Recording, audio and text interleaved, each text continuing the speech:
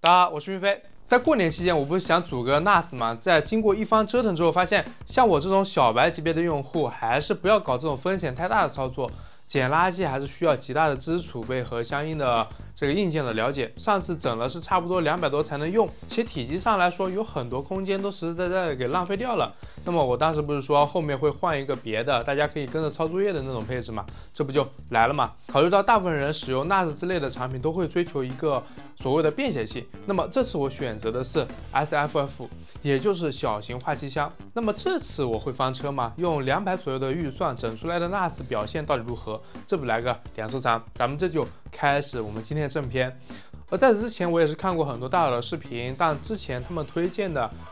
都很难用原来的价格买到了，这就是一个大弊端。不过还是可以参考各位大佬的一个思路。那么我这次是选择的惠普的 Pro Desk 600G2，这是一个6代的准系统。芯片组是英特尔的 H1110， 支持6代的英特尔 CPU， 提供3个 SATA 接口，1个 PCI 3.0x16插槽，3个 PCI 乘1，这个拓展器真的是非常高了。有线网口是千兆，视频输出口是 DP 和 VGA。很可惜的一点是没有 HDMI 的一个支持。USB 接口是妥妥商用的级别，有足足10个啊。另外，准系统的好处就是它自带电源，我这个带的是200瓦的一个电源。不过这个应该是混着来的，因为有的型号电源是80 Plus 的银牌电源，所以也会有这样一个差异。再就是它也自带 CPU 散热，且有一个很不错的罩子，这就是商业电脑端的一个工业设计，是真的非常的不错。我也是第一次实实在在给体验到了。而这一系列的东西加起来，其实整个体积是非常小的啊。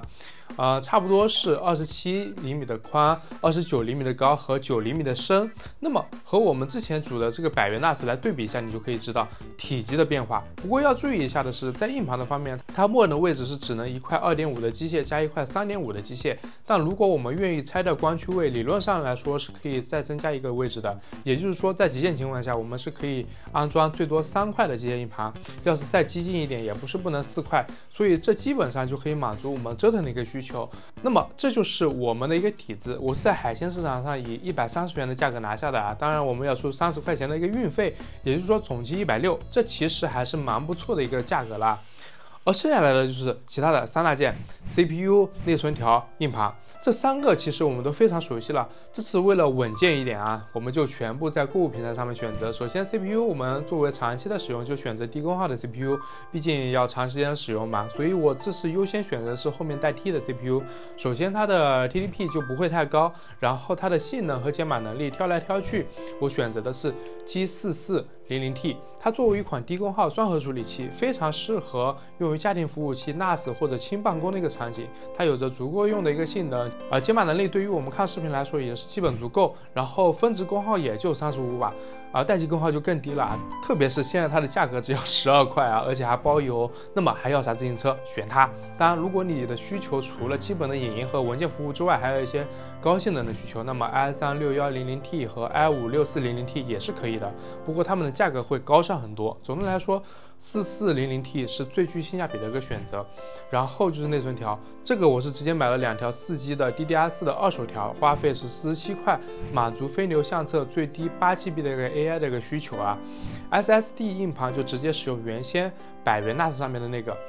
机械盘我就使用之前的一个14T， 这个就看大家自己的需求了，这个就不记录了。所以我们这样一套的话，总体的花费是254块，这个价格性价比还是非常之高的。那么我们现在就可以把它们都组装起来了，这个步骤说实话挺快的，把 CPU 放进去，涂一下硅脂，其他的就是连接固态、插内存条，很快我们就可以把这些配件装好。而且因为是准系统，质量和可靠性都非常的不错，直接一次性就点亮了。但随之而来了就有了新的问题，因为这类服务器它此前可能是服务在企业，所以很大程度上会整一个 BIOS 的密码，而且我们一般是没有这个密码的，这就会阻碍我们装系统。最常见的办法就是拔掉 BIOS 的电池，重置一下 BIOS。但惠普的这类机型，单纯就这一个步骤是行不通的，我们还需要拔掉某一数的 PSWD 的跳线帽。PSWD 跳线帽被一个塑料罩子覆盖，拔掉或者移除这个罩子就会触发 BIOS 的密码清除，从而重置 BIOS 设置。这也是我查了好多资料才找出来的，也希望可以帮助你们。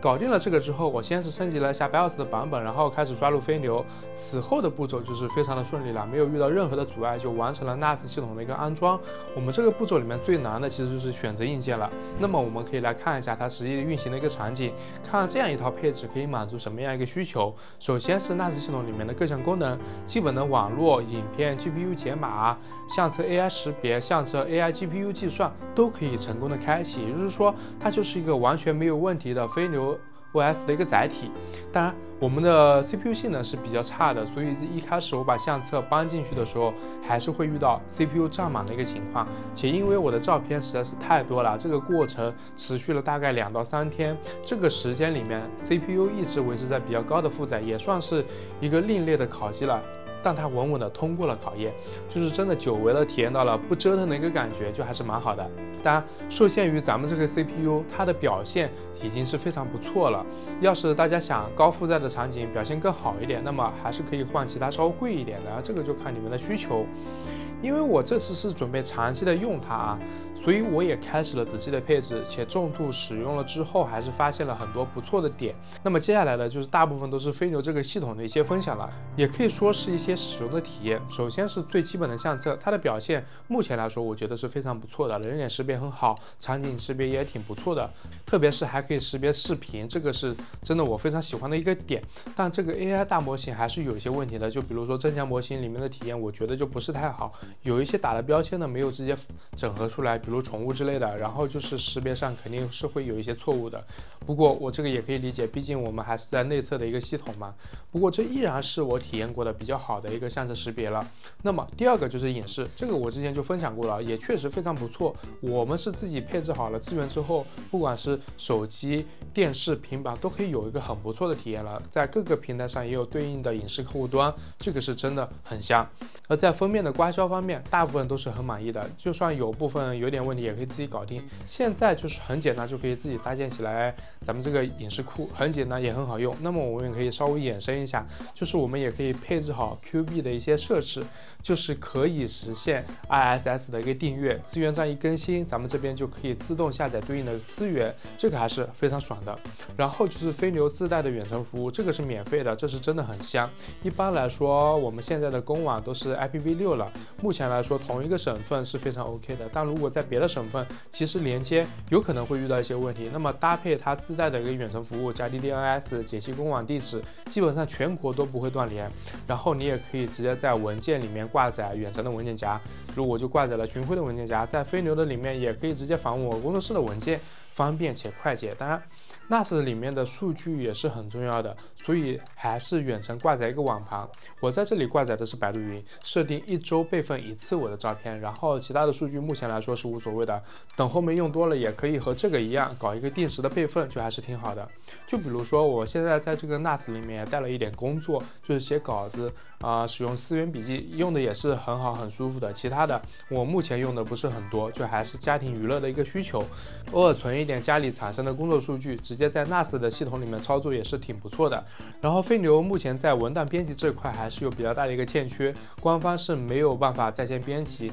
希望后面还是有机会可以更新一下。这个 NAS 一旦和工作扯上关系，这个就离不了了。以上是一些飞牛 OS 的使用技巧，而我现在就来带大家看看它实际运行起来是个什么样子啊。现在的这个声音就是它运行的一个噪音，大家可以听一下啊。真的非常非常的安静啊。然后这边我是接了一个红米的路由器，然后直接就接到这边然后背后的这些插口啥的也都是非常的丰富啊。那么首先我们在家里的话，如果是小米的电视，是可以直接无线访问 NAS 里面的设备，就是添加网络共享的一个设备嘛，就是 SMB 服务嘛，也可以直接查看里面的一些工作文件，然后在电视上面安装个 WPS 就行了，就可以直接查看，这点是还可以的。然后里面工作的文件夹这些一些在家里产生的一些小东西然后大家也可以看一眼。那之后就是图片呀，这些也是可以直接看的。那么最重要的那肯定是这个家庭的这个影音系统了。影音系统我们直接使用一个 TV 端的一个飞流，就是可以直接观看，这也是非常非常爽的啊。我在电脑上看的时候是远看不到这个 4K 的这个清晰度的，这是在流媒体上面啊。然后它原本的这个 4K 我们是真的很难享受得到，现在是终于享受上了啊。它是真的非常的安静，也比一般的电脑还要小，这个就看大家的一个需求。